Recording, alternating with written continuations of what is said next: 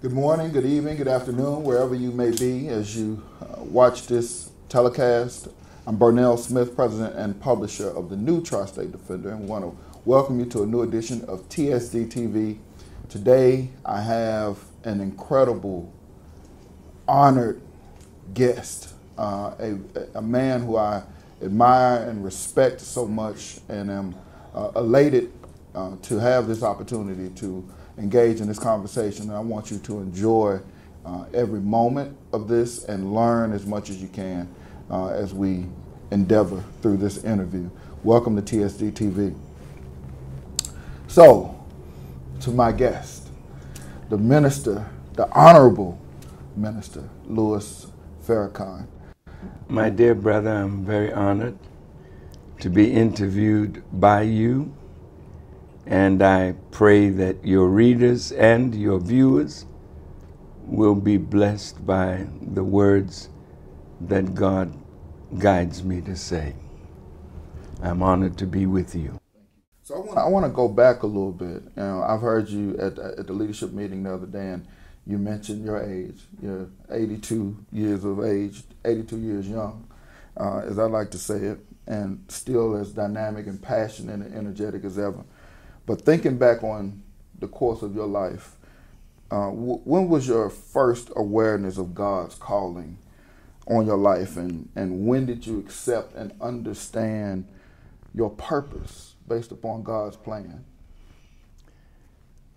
When I was 7 years old, I was coming back to my home from our neighborhood school, and I started running down the street because I was very fast as a young boy, and I felt this tremendous spirit over me. It's a spirit that brings you unspeakable joy.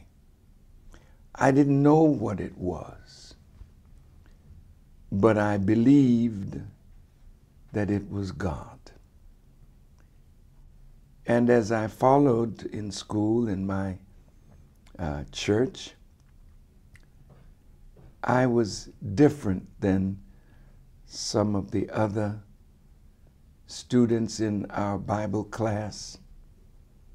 And I always asked questions that provoked the teacher, because in my heart, I always wanted God's intervention in our struggle in America. And when I would ask my Sunday school teacher that if God did all of these wonderful things for those who were oppressed in the past, why hasn't God answered our cry and given us someone to help us? And of course, he couldn't answer. So my life from that time was searching.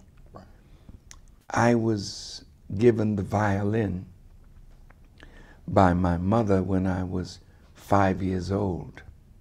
So at 7 and 8 and 9, I was playing the violin in my elementary school, to the amazement of my other fellow students. And then I was singing in the choir, and it was a men and boys choir, and you could hear my voice over the 40-voice choir, and it was strong, but I didn't really know I could sing. And by the time I reached 16, my violin playing had won me awards on the Ted Mack Amateur Hour. Louis Walcott from Boston. Louis Walcott, front and center. Louis, fiddle, I see you're quite a fellow up there in Boston. Says here that you're a track runner at English High School and that you've equaled every record in school, right? Yes, and I hope to break some next year when I put on a little more weight. You do, huh? Yes. How about your violin? Can you play that as fast as you can run? Well, not quite, but I've got a lot to learn. I hope to break some records with this someday. You're just a champion at heart, aren't you? All right, what are you going to play?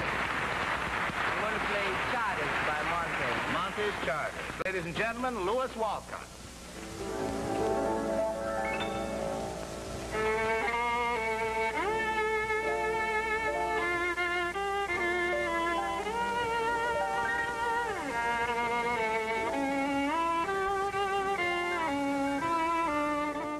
I thought, since God had given me so much musical talent, that my purpose was to make people happy with my music.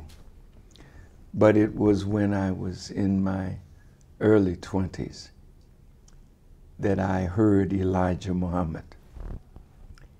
And after him, I heard Malcolm X. And that's when I really discovered my purpose. I was asked to give up my music, which I did quasi. I started translating Elijah Muhammad's teachings into song, into drama, until he told me, "Brother, you are great musically, but I want you to give it up and concentrate on the spiritual." He said, "Would you do that?" I said, "Yes, sir." And I gave it all up, and I found that God had really gifted me with a deeper understanding of things that others seemed to look at but didn't look into, and God blessed me with spiritual insight into the words and teachings of Elijah Muhammad, into the teachings of the Bible. And that's when I really discovered my purpose.